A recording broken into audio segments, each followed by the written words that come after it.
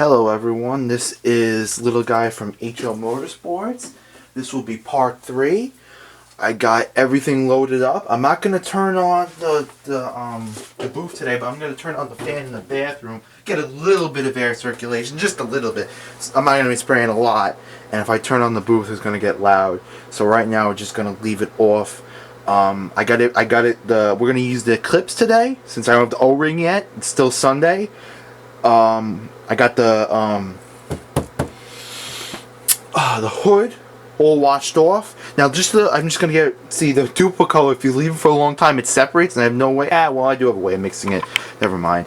But just to let you guys know about sandpaper, if you use dry sand afterwards, go upstairs or use a little bit of Windex lacquer thinner. Lacquer thinner, if you're doing something like aggressive, like there's a lot of grit in it, use lacquer thinner, and you can actually clean off your sandpaper a lot of times. And that's what I've been doing.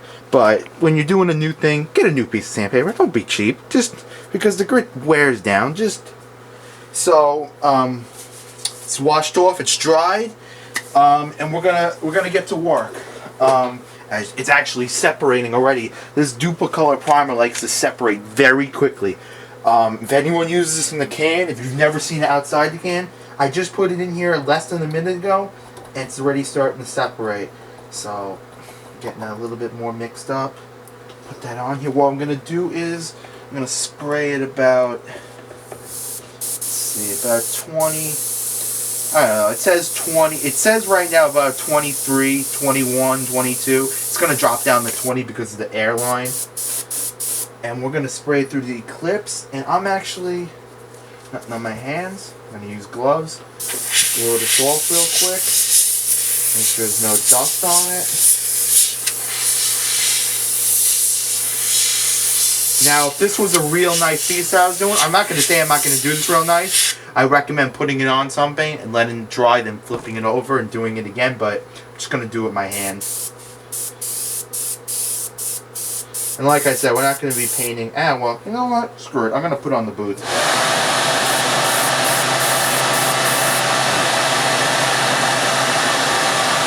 Filter's a little clogged.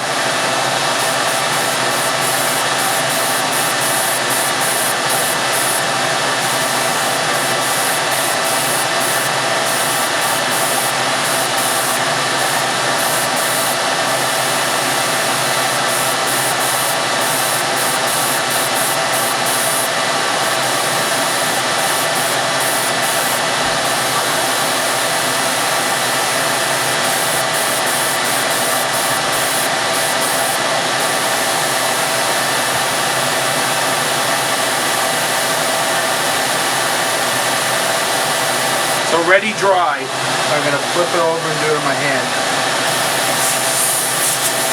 Giving it a quick blow off.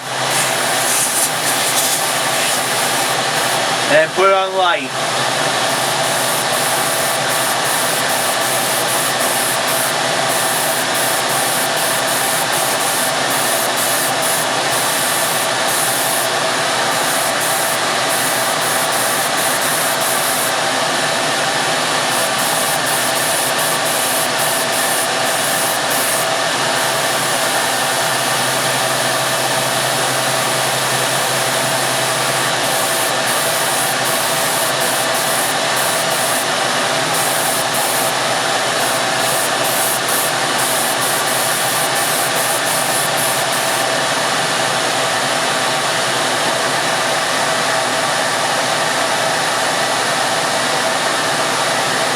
Ran out of primer just at the perfect spot. Let's focus in on this, what I got. Hold on.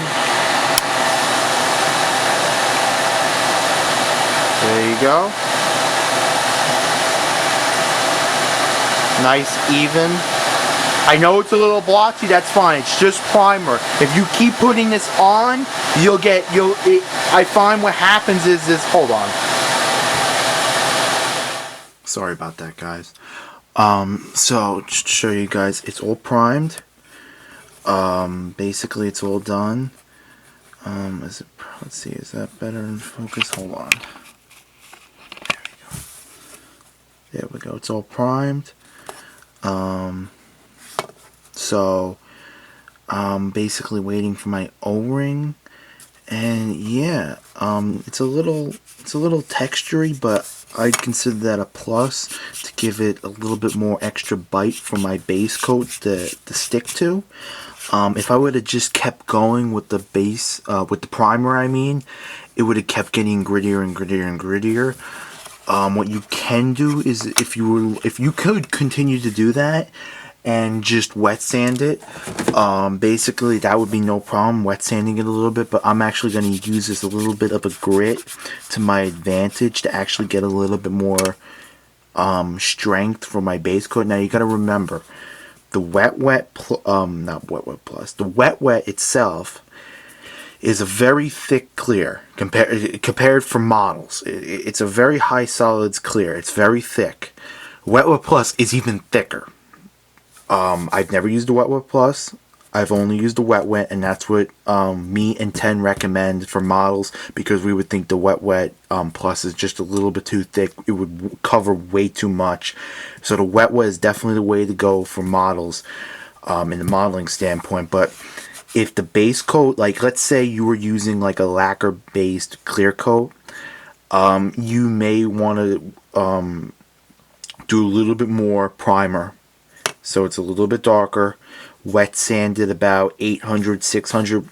Don't wet sand it wet. Wet sand it dry lightly. I would let it dry overnight if you're gonna wet sand. If you're not gonna wet sand and you're just gonna if you're gonna paint over the primer, you could have done it right now. I could do it right now. There's no wait time. This thing is dry. But if you're going to sand it at all, I would give it another hour or two. Go overnight to be safe. But I would say 2 hours of this stuff sitting, it's plenty cure. It's pretty cure right now. But going back to the wet, if it's a little bit rough with the base coat, which chances are it's going to be very slim being rough. It's because base coat is matte, or slash whatever you want to call it. It's basically matte. So matte finish does have texture to it, so it's not going to be rougher than this. So there's always going to be a little bit of grit. So even if I wet sand this right now, or dry sand it, I keep saying wet sand, I'm sorry. If I dry sand it and put the base coat over it, there's still going to be a grit to it. The base coat is never going to be perfectly smooth. There's no glossness to it. It's just the base coat.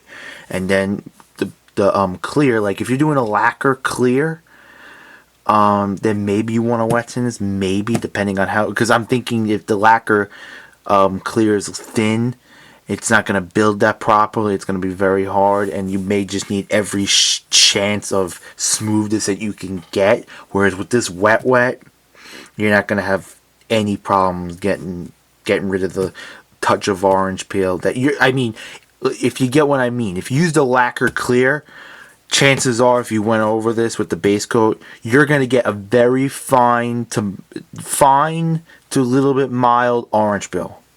On the best standards, fine.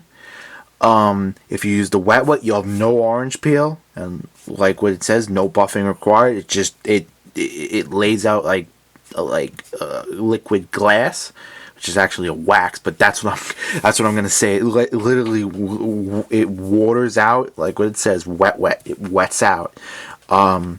So I really don't see a big deal to leave this how it is, because I'm actually going to use this little bit of grit to my benefit to actually get a little bit more adhesion on my base coat. Like I said, you can wet sand it 600, 800, then base coat it. Your base coat will be a touch bit smoother. So when you use that lacquer clear or whatever you're going to use, or whatever kind of clear you're going to use, if it's not going to be like a wet, if you use a different kind of clear, it gives it the highest percentage of chance that you won't get as much orange peel. I've never used a clear coat that I didn't get orange peel. Even my best clear, I've always gotten orange peel. The only clear I've never gotten orange peel with is wet.